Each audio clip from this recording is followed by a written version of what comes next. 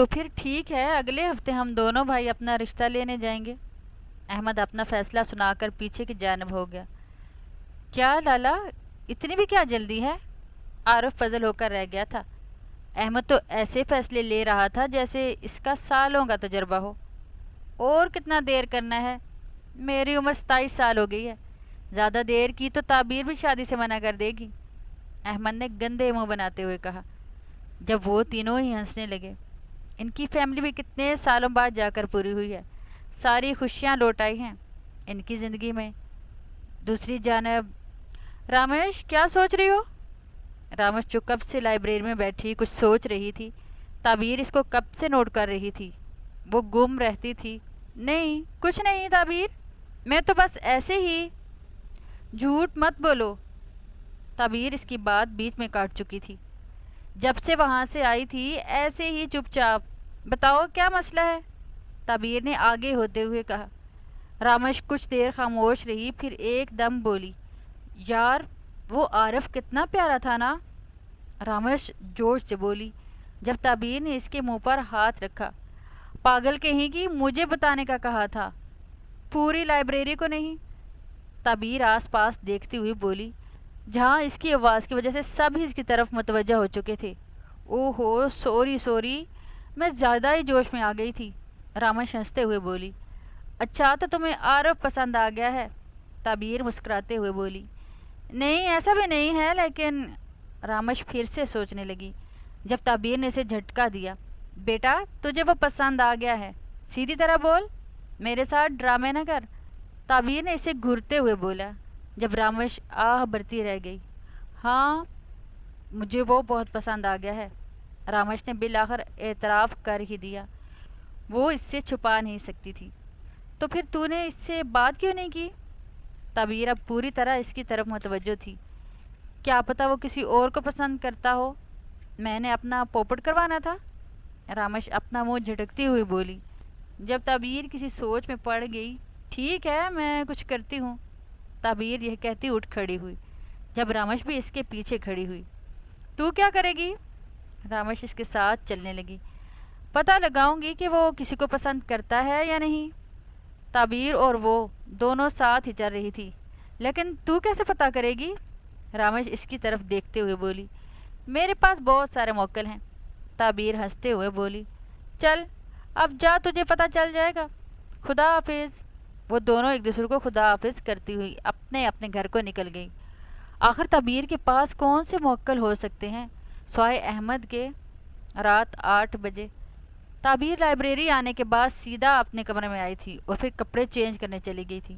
ابھی وہ باہر آئی تھی جب اس کو یاد آیا کہ اس نے رامش کے متعلق احمد سے پوچھنا تھا، لیکن اسے بہت عجیب لگ رہا تھا کیونکہ وہاں سے آنے کے بعد ان کی میسج پر کبھی بات نہیں ہوئی تھی۔ آج پہلی بار وہ اسے میسج کرنے لگی تھی، لیکن بہت ہمت کر کے اس نے احمد کو میسج کر ہی دیا۔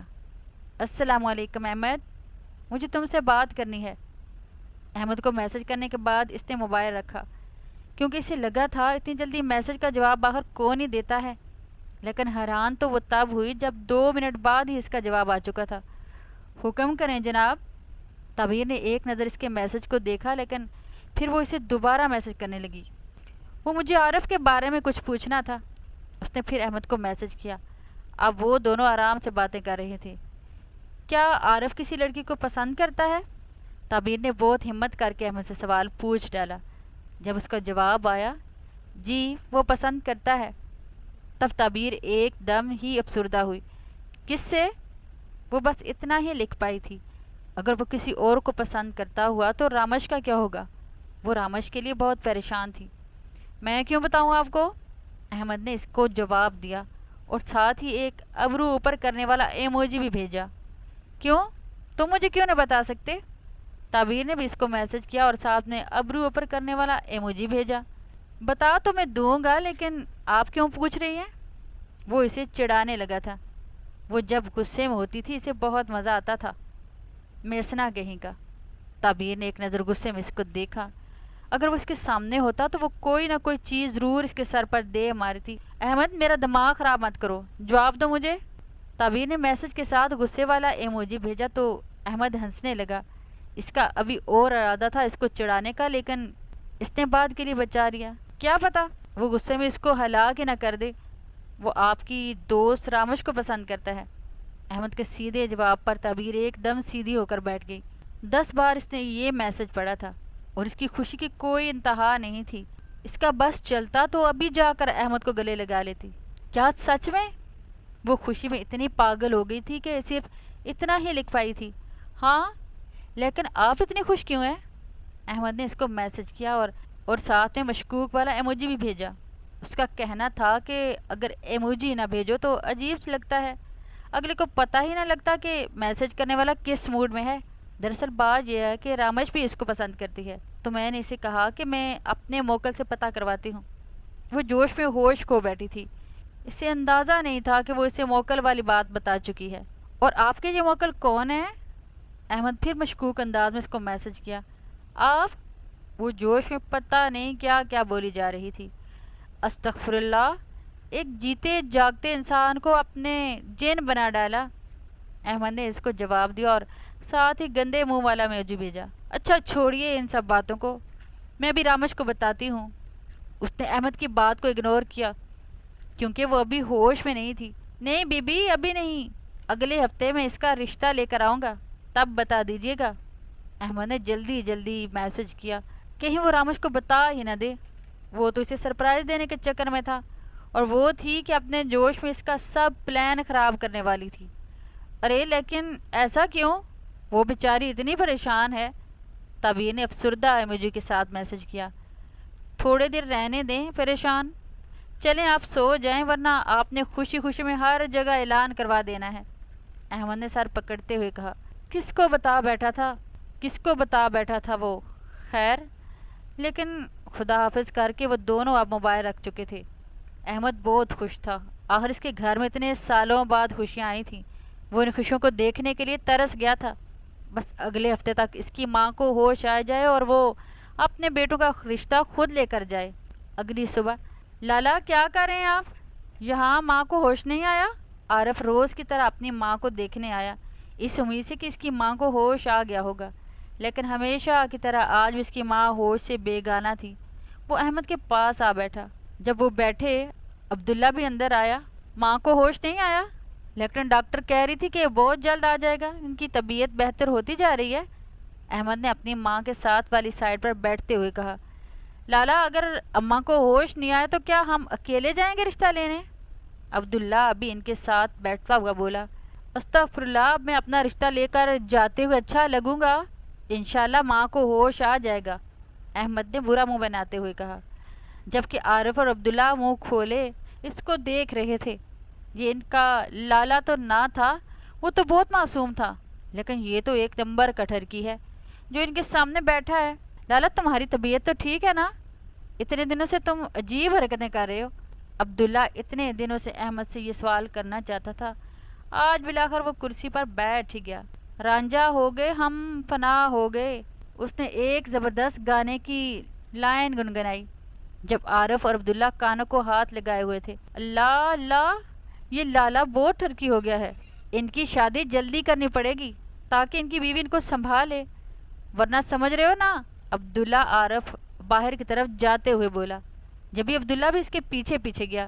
ان دونوں کو جاتے دیکھ احمد کا زبردست کہکا کمرے میں گونجا۔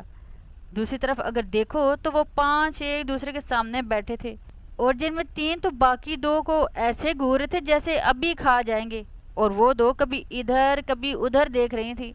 اب اگر تم دونوں کے ڈرامے ختم ہو گئے ہو تو کیا ہمیں بتانا پسند کرو گے یہ سب کب ہوا؟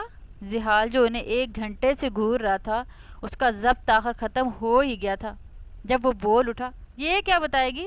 اگر ابھی ہم اس کا موبائل نہ دیکھتے تو اس نے تو 100 جنموں تک ہم سے چھپا کر رکھنا تھا۔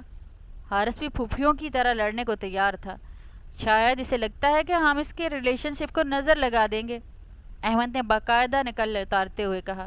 جب تبیر کا دماغ گھوما، ارے کیا بکواس کیے جا رہے ہو تم لوگ، میں نے بتانا تھا تم لوگوں کو، تبیر نے غصے سے ان تینوں کو گھورتے ہوئے کہا جو ایسے منہ پھلائے بیٹھے تھے جیسے بچے سے کسی نے لولی پاپ چھین لیا۔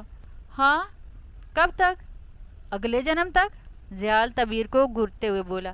جب آہان شاہ نے اپنی لمبی زبان سے زہر اگلا۔ نہیں بھائی، اس نے بارات والے دن کہنا تھا آج میری بارات ہے تو تم لوگ آ جاؤ۔ آہان سر جھٹکتے ہوئے بولا، اور تمہیں تو پتہ تھا نا اس بارے میں، تم نے بھی ہمیں بتانے کی کوشش نہیں کی۔ زحال ملک اب رامش کو گھورتے ہوئے بولا۔ جب تعبیر ایک دم بولی، یہ کیا بتاتی، یہ خود عاشق بنی ہوئی ہے۔ تعبیر ہنستی ہوئے بولی۔ جب سب ایک دم حیرانگی سے اس کی طرف دیکھنے لگے اور تب تعبیر کو احساس ہوا وہ کیا بول بیٹھی ہے۔ لو جی، یہ لو ایک اور دھماکہ۔ آہان شاہ غصے سے سر پکڑ کر بیٹھ گیا جب رامش نے تعبیر کو ایسے گھورا جیسے ابھی مار ڈالے گی۔ اوئے، یہ بکواس کر رہی ہے، ایسا کچھ نہیں ہے۔ رامش ابھی اور بولتی جب حارث اس کی بات کاٹ چکا تھا۔ کون ہے وہ کھوتا جس نے تمہیں پسند کر لیا ہے؟ حارث زیال کے ہاتھ پر ہاتھ مارتے ہنسا تھا۔ یار اب بتا دینا جلدی سے، کیوں پیٹ میں درد کروا رہی ہے؟ آہان شاہ چڑھتے ہوئے رامش کو بولا جو تعبیر کو گھورنے میں مصروف تھی۔ یہ کیا بتائے گی، میں بتاتی ہوں، اس کا نام ہے عارف یوسف زئی۔ تعبیر چہکتے ہوئے بولی۔ یا اللہ، یہ لو ایک اور دھماکہ، اپنے اغواکار کے عشق میں گرفتار ہو گئی ہے۔ لعنت ہو مجھ پر جو تم جیسی دوست بنائی۔ آہن شاہ کا غصہ تھا کم ہونے کو ہی نہیں آ رہا تھا۔ اس کا بس چلتا تو وہ اٹھ کر ان دونوں کے سر پھاڑ دیتا۔ زیادہ بکواس نہیں کرو تم، آہن مجھے پسند ہے، وہ اس کو میں پسند نہیں ہوں، رامش نے گندے منہ بناتے ہوئے کہا۔ جب وہاں بیٹھے تینوں کا کہکا گونجا۔ یا اللہ، تیرا لاکھ لاکھ شکر ہے، اتنی خوشی مجھے آج تک نہیں ہوئی۔ حارث کہکا لگاتے ہوئے بولا۔ ان سب کی آنکھوں سے پانی نکلنے لگ گیا تھا۔ چپ کرو تم دونوں، اس کو تسلی دینے کے بجائے تم لوگ اس کا مذاق بنا رہے ہو۔ تعبیر کا دل چاہ رہا تھا کہکا مار کر ہنسے، لیکن رامش کی شکل دیکھ کر وہ چپ ہی رہی اور انہیں بھی چپ کروانے لگی۔ اچھا رامش، کوئی بات نہیں، تم اس سے زیادہ اچھے کو ڈیزرو کرتی ہو، زحال ملک نے اپنی ہنسی دباتے ہوئے کہا۔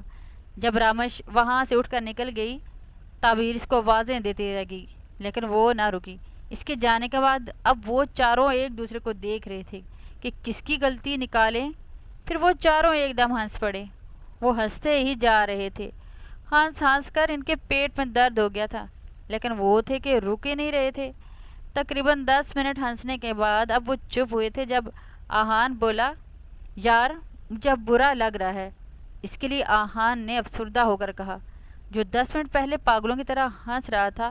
ارے تم لوگ پریشان مت ہو، میں نے اپنے موکل سے پتہ کروا لیا ہے، وہ رامش کو ہی پسند کرتا ہے اور اگلے ہفتے عارف کا رشتہ لے کر آئیں گے۔ تعبیر نے چہکتے ہوئے کہا، یہ تو سب جانتے تھے؟ رامش کے لیے سب سے زیادہ خوش تعبیر نے ہی ہونا تھا، آخر اس کی بیسٹ فرینڈ تھی، اور بیسٹ فرینڈ ہوتے ہی اس لیے کہ اپنی دوست کی خوشی میں خوش ہوں اور غمی میں افسردہ۔ وہ ایک بیسٹ دوست تھی۔ خیر، وہ یہ کہہ کر پیچھے کی جانب ٹیک لگا چکی تھی۔ ہیلو میڈم، یہ تمہارا کون سا موکل ہے جس نے یہ خبر آپ کو جو دی ہے؟ زحال ملک نے آبرو اچکاتے ہوئے کہا۔ جب وہ مسکراتی، اس بابا کے علاوہ کون ہو سکتا ہے؟ آہن نے برا منہ بناتے ہوئے کہا۔ جب تعبیر ہنسنے لگی، ہاں میں نے احمد سے بات کی تھی، اس نے مجھے بتایا ہے۔ لیکن اگر تمہیں پتا تھا تو تم نے رامش کو کیوں نہیں بتایا؟ وہ بیچاری افسردہ ہو کر چلی گئی۔ ان سب کو الزام لگانے کے لیے ایک شخص مل چکا تھا۔ وہ سب اب تعبیر کی طرف ایسے دیکھ رہے تھے جیسے سب اس نے کیا ہو۔ احمد نے کہا تھا میں بتاؤں، اس لیے تعبیر نے پرسکون ہو کر کہا۔ تب وہ سب سر ہلا کر پیچھے ہو گئے۔ چلو، رامش کا تو رشتہ ہو گیا، تمہارا کہاں پہنچا بہن؟ حارث اب اسے دیکھتے ہوئے بولا۔ اب سب کا دماغ گھوم گیا تھا۔ راستے میں ہے، شاید کل تک آ جائے۔ وہ بھی پرسکون تھی۔ ایک بات تو تھی، وہ لوگوں سے کچھ سیکھے نہ سیکھے لیکن اپنے بندے سے پرسکون ہو کر آگ لگانے والی انداز ضرور سیکھ آئی تھی۔ یار چلو یہاں سے، اس نے دماغ ہی کھانا ہے۔ اپنے بندے والے انداز لے آئی ہے۔ وہ کہتے ہیں خربوزے کو دیکھ کر خربوزہ رنگ پکڑتا ہے، بس یہی ہوا ہے۔ آہن شاہ اٹھتے ہوئے بولا۔ جب اس کے پیچھے وہ دونوں بھی اٹھے اور باہر کی طرف جانے لگے، تب تعبیر بھی ہنستے ہوئے ان کے پیچھے بھاگی۔ اس نے یہاں اکیلے کیا کرنا تھا؟ وہ تعبیر تھی، لوگوں کو مرچیں لگانا تو اس کی عادت تھی۔ ایک ہفتہ بعد تعبیر صبح 10 بجے سو کر باہر آئی تھی جب آگے اس کا پورا گھر صاف ستھرا تھا۔ ہر جگہ صفائیاں چل رہی تھیں۔ کچن میں عجیب عجیب پکوان بن رہے تھے جن کی خوشبو اس کو یہاں تک آ رہی تھی۔ اس کے گھر والے اتنی جلدی اٹھ گئے اور نیچے اترتے ہوئے آئی جہاں اس کے بابا موبائل پر کسی سے بات کر رہے تھے۔ گھر اس قدر قفلدار پیارا لگ رہا تھا۔ وہ آہستہ آہستہ سیڑھیاں چڑھ رہے تھے۔ جی کب تک پہنچیں گے آپ؟ اس کے بابا منہ ادھر کیے کسی سے بات کر رہے تھے جب ان کے پیچھے آ کھڑی ہوئی۔ چلیں ٹھیک ہے، آرام سے آئیے گا۔ اس کے بابا موبائل بند کر کے پیچھے مڑے ہی تھے جب اس کو دیکھتے ایک دم سے پیچھے کی طرف ہوئے۔ بیٹا تم یہاں کیا کر رہی ہو؟ اس کے بابا دل پر ہاتھ رکھے پوچھنے لگے جب وہ زور زور سے ہنسنے لگی۔ چلو آؤ ناشتہ کرو، ویسے بھی بہت کام ہے۔ اس کی ماما بھی اس وقت تک ان کے پاس پہنچی۔ ارے بیٹا، وہ صوفے کو گھسیٹتے اس پر بیٹھا چکی تھی جب ایک دم اسے رامش نظر آئی جو ابھی دروازے سے اندر آ رہی تھی۔ تعبیر بھاگتی ہوئی اس کی طرف گئی اور اسے گلے لگایا۔ کیسی ہو یار؟ لیکن ایک منٹ، تم اس وقت یہاں کیا کر رہی ہو؟ تعبیر نے رامش کو دیکھتے ہوئے بولا۔ کیونکہ وہ کبھی اس وقت اس کے گھر نہیں آئی۔ مجھے کیا پتا، انکل نے ہی بلایا، ماما اور بابا کو بھی، وہ مجھے یہاں لے کر آئے، اور میرے کپڑے بھی، کہتے ہیں تعبیر کے ساتھ تیار ہونا ہے۔ وہ دونوں اب آس پاس مشکوک نظروں سے دیکھ رہی تھی۔ وہ دونوں چلتی ہوئی آئیں، ناشتہ کرنے لگی، اور اس کے بعد وہ دونوں تعبیر کے کمرے میں جا کر باتیں کرنے لگیں۔ تقریباً 5 بجے کے وقت تعبیر کی ماما اس کے کمرے میں آئی جہاں وہ دونوں نوابزادیوں کی طرح لیٹی ہوئی تھی۔ رامش کی ماما کمرے میں آئی۔ ان کے ہاتھ میں 2 بہت ہی خوبصورت کپڑے تھے۔ وہ اس کے بیڈ پر رکھتی ہوئی بولی، تعبیر، رامش، یہ تم دونوں کے کپڑے ہیں، جلدی سے پہن کر ہلکا سا تیار ہو کر نیچے آؤ۔ وہ کہتی باہر نکل گئی۔ جب وہ دونوں کمرے کو مشکوک نظروں سے دیکھنے لگیں، کچھ تو ہے جو اس گھر میں ہو رہا ہے، لیکن ہمیں پتہ نہیں، تعبیر رامش کو دیکھتی ہوئی بولی۔ جب تعبیر نے رامش کو آسمانی کلر کا ایک جوڑا پکڑایا اور خود سرخ رنگ کا جوڑا پکڑا، وہ دونوں سوٹ لگ بھگ ایک جیسے ہی تھے۔ ٹائٹ پر اوپر سے لمبی ٹانگوں تک آتی فراق، وہ دونوں کپڑے چینج کر کے باہر آئیں، گلے میں دوپٹہ ڈال، میک اپ کو ہاتھ بھی نہیں لگایا، بس رامش نے بال سیدھے کیے اور تعبیر نے ہلکے کرل۔ وہ دونوں اب بالکل تیار تھیں اور نیچے کی جانب چلی گئیں۔ وہ باہر آئیں تو آگے کا منظر دیکھ کر دونوں ہی حیران تھیں۔ سامنے صوفے پر احمد اور اس کے گھر والے تھے۔ وہ دونوں ایک دوسرے کی طرف دیکھنے لگی، پھر رامش یہ سوچ کر خوش ہو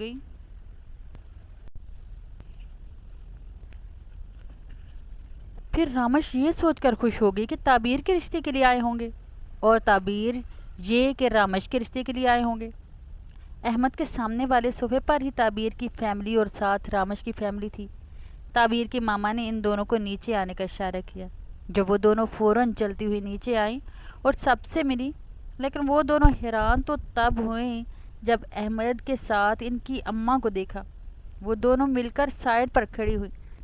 جب رامش نے تعبیر کے کان میں سرگوشی کی، یہ آنٹی کب ہوش میں آئی؟ وہ الجھ کر بولی، مجھے کیا پتا، کون سا آنٹی مجھے بتا کر ہوش میں آئی ہے؟ تعبیر نے بھی اس کی کان میں سرگوشی کی اور دونوں ہنسنے لگی۔ پھر جب سامنے دیکھا تو وہ سب انہیں ہی دیکھ رہے تھے، اس لیے وہ دونوں چپ ہو گئی۔ جی تو بات شروع کرتے ہیں، تعبیر کے بابا مسکراتے ہوئے بولے۔ جی بالکل بھائی صاحب، اب تو ہمارے یہاں آنے کی وجہ جانتے ہی ہوں گے۔ مجھے اپنے بیٹے احمد کے لیے آپ کی بیٹی تعبیر کا رشتہ چاہیے۔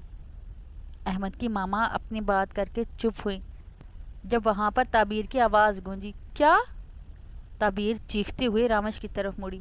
ابھی وہ کچھ بولنے ہی والی تھی جب احمد اٹھا۔ اوہو، اس کے منہ پر ہاتھ رکھ چکا تھا۔ اوہ، مجھے معاف کرنا، یہ تو ایسے ہی بولتی رہتی ہے۔ وہ ان سب کی طرف دیکھتے ہوئے بولا جو اس کی چیخ سن کر اس کی طرف متوجہ ہوئے تھے۔ بی بی حوصلہ رکھیں، ابھی رامش نے بھی آپ کی طرح چیخنا ہے، وہ اس کے کان میں بولا جب تعبیر نے اس کا ہاتھ ہٹایا اور اسے گھورنے لگی۔ مجھے بتا نہیں سکتے تھے تم؟ تعبیر نے اسے گھورتے ہوئے کہا۔ کیا فرق پڑتا ہے بی بی، پہلے بتاتا تو بھی آپ میری، ابھی بتاتا تو بھی میری، وہ مسکراتے ہوئے بولا جب احمد کی ماں دوبارہ بولنے لگی۔ جی تو میں اپنے دوسرے بیٹے عارف کا رشتہ آپ کی بیٹی رامش کے لیے مانگنے آئی ہوں، مجھے امید ہے آپ انکار نہیں کریں گی، احمد کی ماما مسکراتے ہوئے بولی جب وہاں ایک بار اور چیخ اٹھی۔ کیا؟ اصل شوق تو رامش کو لگا تھا، جس کے وہم و گمان میں بھی نہیں تھا۔ یہ سب جب تعبیر اس کی حالت دیکھتے ہوئے ہنسنے لگی۔ رامش تعبیر کی طرف آئی، تجھے پتا تھا یہ سب؟ रामश तो बेहोश ही होने वाली थी जब तबीर इसे एक और सदमा दे चुकी थी। हाँ, मुझे पता था, एक हफ्ता पहले ही, तबीर मुस्कुराते हुए बोली जब रामश अपनी चप्पल उतार चुकी थी। तभी इसकी मामा उठते हुए इनके पास आई। बेटा, ये क्या कर रही हो? मेहमान है सामने, ये हरकतें बाद में भी कर लेना। रामश की मामा मुस्कुराते हुए बोली जब रामश अपनी चप्पल वापस रख चुकी थी। उस वक्त दोनों का दिल कर रहा था कि अहमद का सर फोड़ दे, जो मुस्कुराते हुए तबीर के बाबा से बात कर रहा था। लेकिन तभी वहाँ कुछ लोग नमूदार हुए। अच्छा, तो अब ये होगा हमारे साथ, पहले हमें बताया नहीं, और अब जब रिश्ता हो रहा है तो हमारे अलावा सब मौजूद हैं। वो सब बातें ही कर रहे थे जब दरवाज़ा से वो तीनों तालियां बजाते हुए नमदार हुए। आहान शाह हमेशा की तरह फूफा बनते हुए ताबीर के पास आया। ठीक है बहन, तुमने हमें बताना भी गवारा नहीं समझा, आहान इसे घूरते हुए बोला। बहन के भाई, मुझे भी अभी 2 मिनट पहले ही पता चला है, ताबीर भी गंदे मुंह के साथ बोली जब आहान शाह की हंसी वहाँ गूंजने लगी। ओए हारिस, जिहाल, ये देख, इनका रिश्ता देखने आए हैं और इनको किसी ने बताया ही नहीं, अभी 2 मिनट पहले पता चला है। वो हंसते हुए इन दोनों को बता रहा था, जो इसकी बात सुनकर हंसने लगे थे। अब वहाँ पर इन तीनों की हंसी गूंज रही थी। तभी ताबीर ने आहान के पेट में कोनी मारी तो वो चुप हुआ और सामने देखने लगा, जहाँ अहमद की मामा फिर से इनकी तरफ मुतवज्जो हो गई थी। क्या आप ये रिश्ता कबूल करेंगे? अहमद की माँ मुस्कुराते हुए बोली जब तबीर के बाबा बोले, जी बिल्कुल, अहमद और आरफ बहुत सुलझे हुए बच्चे हैं और हमारे बच्चे जब राज़ी हैं तो हम भी राज़ी हैं। ताबीर के बाबा मुस्कुराते हुए बोले जब रामश का बाबा भी आरफ का रिश्ता कबूल कर चुके थे। वो दोनों भाई सामने बैठे थे। जब उन्होंने सामने देखा तो वो दोनों उन्हें ही घूर रही थी। उसका लालो तो था ही बेशरम, लेकिन आरफ का दिल चाह रहा था कहीं जाकर छुप जाए। अहमद और आरफ उठते हुए ताबीर और रामश के बाबा से गले मिले और अहमद की अम्मा इनकी मामा से मिली। जाने का वक्त हो गया था। वो सब बाहर दरवाजे पर खड़े थे जब आरफ रामश के सामने आया। वो इन सब चीज़ों का आदी न था, इसलिए घबरा रहा था। मुझे माफ़ करना, हमने आपको बताया नहीं, मुझे बहुत शर्मिंदगी है, आरफ इसके साथ खड़ा होते हुए बोला जब रामश इसकी तरफ मुड़ी। कोई बात नहीं, आप माफ़ी ना मांगें, रामश मुस्कुराते हुए बोली जब अहमद इनके करीब आया। आरफ को कंधे से पकड़कर दूसरी तरफ मोड़ चुका था और उसको लेता हुआ सीधा गाड़ी के अंदर बिठाया। लाला, ये गलत बात है, तुम रोज़ ताबीर से बात करते हो और मुझे एक सेकंड भी इससे बात नहीं करने दी। आरफ बच्चों की तरह मुंह बनाते हुए बोला, ताबीर नहीं, भाभी कहो, और अभी तुम बात नहीं करोगे? कुछ तहजीब होती है। अहमद कहता हुआ गाड़ी की दूसरी साइड पर बैठा। खुद तो रांझा बने हुए हैं और मुझे तहजीब सिखा रहे हैं, लाला, आरफ बड़बड़ाते हुए बोला, और इनकी गाड़ी वहाँ से निकल चुकी थी। वो शादी की तारीख भी तय कर चुके थे। पहले अहमद और ताबीर की शादी की तारीख थी 20 नवंबर। वो सब बहुत खुश थे और साथ साथ एक दूसरे को तंग भी कर रहे थे। यार, बस एक बात है, हम दोनों की बात पक्की हो गई और तुम 3 नमूने अभी तक सिंगल क्यों हो? वो पांचों अंदर आते अब सोफे पर खोतों की तरह लेटे हुए थे। वो एक बात बताओ, तुम सब गुस्सा तो नहीं करोगे? जिहाल ने बाल खुजाते हुए इनसे कहा। गारंटी लेना लाजमी थी क्या? पता है वो गुस्से में आकर इसको छत से फेंक देते या किचन में जाकर छुरी ले आते। और चलो, अगर वो इतनी मेहनत ना करते, साथ पड़ा गुलदान ही उठाकर इसके सर पर फोड़ देते ना। हाँ ना, इससे गारंटी लेना लाजमी था। शकी लोग हैं, कुछ भी कर सकते हैं। जिहाल मलिक अपने दिमाग में पूरी खिचड़ी पका चुका था जब रामश ने इसके बाल खींचते हुए वो अपनी दुनिया में वापस आया। हाँ तो क्या कर रहे थे? हाँ तो क्या कह रहे थे तुम जिहाल मलिक? हारिस शैतानी मुस्कुराहट मुँह पर सजाए बोला। जिहाल का बस चलता तो वो यहाँ से 200 की स्पीड से भाग जाता। उसका दिल कर रहा था अपना सर फोड़ डाले, आखिर वो बोला ही क्यों। अब वो चारों नमूने जब तक इससे सच नहीं बुलवाएंगे तब तक नहीं छोड़ेंगे। जिहाल मलिक ने थूक निकाला और आंखें बंद करके बोलना शुरू किया। एक दिन मैं घर जा रहा था जब मैंने देखा हमारे घर के साथ वाले घर में नए लोग शिफ्ट हुए। मैंने थोड़ा झांक कर देखा तो वहाँ एक लड़की नजर आई जो वाकई ही बहुत खूबसूरत थी। मुझे वो पसंद आ गई और मैं इससे प्यार कर बैठा। अब कल मामा मेरा रिश्ता लेकर गई थी और वो मान गए। زیال ایک ہی سانس میں ساری کہانی سنا چکا تھا۔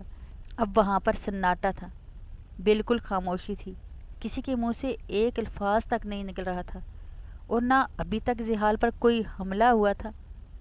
2 منٹ ایسے ہی امن رہا۔ زحال کو پکا سب معاملہ ٹھیک ہے، زحال کو لگا سب معاملہ ٹھیک ہے۔ اس نے آہستہ آہستہ اپنی آنکھیں کھولی تو وہ سب اس پر بھوتوں کی طرح بفرے ہوئے تھے، اور ہاتھ میں کشن تھے۔ اس نے جیسے ہی پوری آنکھیں کھولی اس پر کشن کی برسات شروع ہو چکی تھی۔ زحال ملک اپنی جان بچانے کے لیے صوفے سے اٹھ کر بھاگنے لگا، جب وہ لوگ بھی اس کے پیچھے بھاگنے لگے۔ آخر 20 منٹ تک اس کی دھلائی کرنے کے بعد وہ سب تھک کر دوبارہ صوفے پر بیٹھ چکے تھے۔ ان کا بس نہیں چل رہا تھا، اس کو کچا چبا ڈالتے۔ سالے کمینے، اتنا سب ہو گیا، رشتہ بھی پکا ہو گیا اور تو اب بتا رہا ہے؟ حارث نے ایک اور کشن اس کو مارتے ہوئے کہا۔ ابھی بھی بتانے کی ضرورت کیا تھی؟ سیدھا بعد میں بتاتا کہ ساگ رات منا چکا ہے تیرا بھائی۔ آہان پوری ایکٹنگ کرتے ہوئے بولا۔ جب سب طرف سے کشن اس کی طرف آئے، اپنے بچاؤ کے لیے وہ ہاتھ رکھ چکا تھا۔ آہان تمہیں شرم کس دن آئے گی؟ یہ کوئی بات ہے کرنے والی؟ رامش نے بھی اپنا کشن اس کو مارتے ہوئے کہا۔ مجھے اور کچھ یاد نہیں آیا، اس لیے میں نے یہ بول دیا، وہ بتیسی دکھاتے ہوئے بولا، جب ایک بار پھر وہ سناٹا چھا چکا تھا جس کو حارث نے توڑا تھا۔ وہ مجھے ایک بات کرنی ہے، حارث نے لڑکھاتے ہوئے کہا، جب سب کی گردنیں پوری طرح سے حارث کی جانب گھومی۔ اس بیچارے کی حالت بھی زیال سے کم نہ تھی، وہ تو پریکٹیکل دیکھ بھی چکا تھا۔ زحال ملک کی طرح حارث نے بھی تھوک نکالی اور آنکھیں بند کر لیں۔ اب وہ بھی ایک سانس میں بولی جا رہا تھا، میری ایک کزن ہے جس کا نام رامش ہے، مجھے وہ بہت پسند تھی۔ میں نے جب ماما کو بتایا تو وہ فوراً میرا رشتہ لے کر ماموں کے پاس چلی گئی، اور پرسوں ہی میرا رشتہ وہاں ہو چکا ہے۔ وہ اپنی بات کہہ کر رکا، وہ جانتا تھا اب کیا ہوگا۔ اس نے آہستہ آہستہ آنکھیں کھولی، جب وہ سب ان پر بھوتوں کی طرح ہی جھکے ہوئے تھے۔ اس نے جیسے ہی پوری آنکھیں کھولی وہ سب اس پر کشن کی برسات کر چکے تھے۔ اب منظر کچھ یوں تھا، جہاں پہلے زحال تھا اب وہاں حارث ہے، اور وہ سب اس کے پیچھے کشن لے کر بھاگ رہے تھے۔ بلاہر تھک ہار کر ایک بار پھر وہ سب صوفے پر بیٹھے اور تینوں حارث اور زحال کو گھورنے لگے۔ کتنے کمینے اور حرامی ہو تم سب، کسی نے مجھ معصوم کو بتانا گوارا نہیں کیا اور نین مٹکے کرتے رہے۔ تم جیسے لوگوں کے لیے ہی جہنم کی آخری سطح بنائی گئی ہے۔ آہان شاہ تو ان پر برس ہی پڑا تھا۔ وہ سب اب گھر والے ہونے والے تھے، اور وہ بیچارہ ہمیشہ کی طرح سنگل۔ ایسا نہیں تھا کہ وہ خوبصورت نہیں تھا، لڑکیاں مرتی تھی اس پر، لیکن آہان شاہ کو اپنی پسند کی لڑکی آج تک نہ ملی تھی۔ آہان شاہ کی پسندیدہ لڑکیاں وہ تھیں جو کس کے ساتھ ہنسی مذاق کرتی، جیسے تعبیر کرتی تھی، لیکن جو اس طرح کی ہوتی تھی تو وہ پھر زیادہ ہی اوور ہوتی تھی۔ اس لیے آج تک آہان شاہ کبھی کسی لڑکی کو پسند نہیں کر پایا، اور اسی وجہ سے کہ وہ ابھی تک سنگل ہے۔ اب تو انکل ہے تو اس میں ہماری کیا غلطی ہے؟ تجھے تیرے ٹائپ کی نہیں مل رہی، اب ہم کیا کریں؟ زحال اس کو گھورتے ہوئے بولا۔ ارے یار تم سب لڑنا بند کرو، یہ دیکھو مٹھائی۔ وہ سب ایک بار پھر لڑنے والے تھے جب طبی تعبیر مٹھائی لے کر انٹری مار چکی تھی۔ وہ چاروں پاگلوں کی طرح پلیٹ پر جھکے تھے۔ پلیٹ تعبیر کے ہاتھ سے جا گری اور نیچے گر کر ٹوٹ گئی۔ گلاب جامن ان کے منہ میں ہی پھنسا رہ گیا تھا۔ 19 نومبر۔ وہ پانچوں تعبیر کے گھر میں موجود تھے، کیونکہ کل مہندی تھی تو بہت کام تھے کرنے والے، اس لیے سب لڑکے بھی یہی تھے۔ سب نے پلان کیا تھا کہ مہندی باہر کھلے میدان میں ٹینٹ لگوا کر کریں گے، کیونکہ یہ فنکشن لمبا ہوتا ہے اور حال میں بہت کم وقت ہوتا ہے۔ احمد بھی اس بات پر راضی تھا۔ تعبیر کا مہندی کا سوٹ آ چکا تھا، لیکن رامش نے بھی لینا تھا، اس لیے وہ آہان کو لے کر مال آ پہنچی، اور زحال اور حارث ڈیکوریشن میں مدد کروا رہے تھے۔ یار بس کرو، رامش کب سے پھر رہی ہو؟ تمہارا یہ سوٹ کب ملے گا؟ تم تھوڑی دلہن ہو یار۔ آہان شاہ جو کب سے ان کے ساتھ پھر رہا تھا آخر پھٹ پڑا۔ وہ ایک لہنگا لینے کے لیے آئی تھی، لیکن لہنگے کے علاوہ وہ سب لے چکی تھی۔ تم سے 2 منٹ صبر نہیں ہوتا پاگل انسان، بس لے رہے ہیں، وہ کہتی ایک دکان میں گھسی جہاں بہت خوبصورت لہنگے لگے ہوئے تھے۔ ایک لہنگا دکھا دے مہندی کے فنکشن کے لیے۔ وہ سیدھا آتی ہی بیٹھ چکی تھی۔ اب دکاندار انہیں بہت سارے لہنگے دکھا رہا تھا۔ جب ان کی نظر ایک لہنگے پر گئی، وہ بہت ہی خوبصورت تھا۔ اس کا کلر لائٹ گرین تھا، اس پر ہلکا ہلکا کام ہوا تھا اور وہ بہت ہی خوبصورت تھا۔ یہ کتنا پیارا ہے نا تعبیر؟ رامش تعبیر کو لہنگا دکھاتے ہوئے بولی۔ جب وہ دونوں اس کو پیک کرواتی گھر کو نکلی، گھر آتے ہی وہ اندر داخل ہوئی۔ ان کے آنے سے پہلے ہی حارث اور زحال گھر کی ڈیکوریشن کروا چکے تھے اور گھر بہت ہی خوبصورت لگ رہا تھا۔ ہر جگہ پیلے اور سفید پھولوں سے ڈیکوریشن کروائی گئی تھی۔ وہ گھر زیادہ بڑا نہیں، لیکن 2 پورشن جتنا تھا اور اس ڈیکوریشن کے ساتھ غضب ڈھا رہا تھا۔ وہ تینوں اندر داخل ہوئے۔ جب بے ساختہ ان کے منہ سے ماشاء اللہ نکلا، وہ چلتے ہوئے آگے آئیں جہاں حارث کھڑا ان سے کام کروا رہا تھا۔ واہ بھائی، کیا ڈیکوریشن کروائی ہے! مان گئی میں تو، تعبیر حارث کے قریب آتی بولی جب وہ مسکرا دیا۔ تم نے نکما سمجھا تھا کیا مجھے؟ حارث ہنستے ہوئے بولا۔ سمجھنا کیا تھا، میں جانتی ہوں تم ہو۔ وہ بھی تعبیر تھی، کہاں پیچھے رہ سکتی تھی؟ وہ بھی اس نمونے گروپ کا حصہ تھی۔ وہ تعبیر اس سے بات کرتی اوپر چلی گئی تھی۔ زیال، آہان اور حارث گھر کی ڈیکوریشن کروا چکے تھے اور لڑکیاں اپنی تیاریاں مکمل کر ابھی وہ دونوں کمرے میں جا کر بیٹھی تھی جب وہ تینوں ان کے کمرے میں آئے۔ دروازہ دھکیل کر ابھی اندر داخل ہوئے تھے کہ آگے تعبیر اور رامش کو دیکھ کر ان کے منہ سے زبردست چیخ نکلی۔ ان تینوں نے اپنے دل پر ہاتھ رکھ لیا تھا اور ڈرنے کی بھرپور ایکٹنگ کر رہے تھے۔ اوئے، یہ زیادہ ڈرامے مت کرو، تم لوگ نہیں ڈرے؟ تعبیر رامش کے منہ پر لگا چکی تھی۔ جب ان کی طرف گھومی، کیا چاہیے تم لوگوں کو؟ اس وقت تعبیر گھڑی کی طرف دیکھ کر بولی، جہاں اس وقت رات کے 2 بج رہے تھے۔ یار، وہ ہم سوچ رہے تھے کہ کل کیا پہنیں، لیکن ہمیں سمجھ نہیں آ رہا، اس لیے تمہاری مدد لینے آئے تھے۔ زحال آگے بڑھتے تعبیر کے ہاتھ سے وہ کولی لے چکا تھا جس میں فیشل ڈالا ہوا تھا۔ اب منظر کچھ یوں تھا، وہ دونوں پیچھے کھڑی ہو کر تماشا دیکھ رہی تھی اور وہ تینوں شیشے کے سامنے کھڑے ہو کر ان کی فیشل کو منہ پر لگا رہے تھے۔ دیکھو، ایسے ٹھیک ہے نا؟ آہان نے ان کی طرف مڑتے ہوئے کہا جب وہ ان پر ہنسنے لگی۔ اچھا، اگر تم لوگوں نے لگا لی ہو تو کیا ہمیں کپڑے دکھاؤ گے؟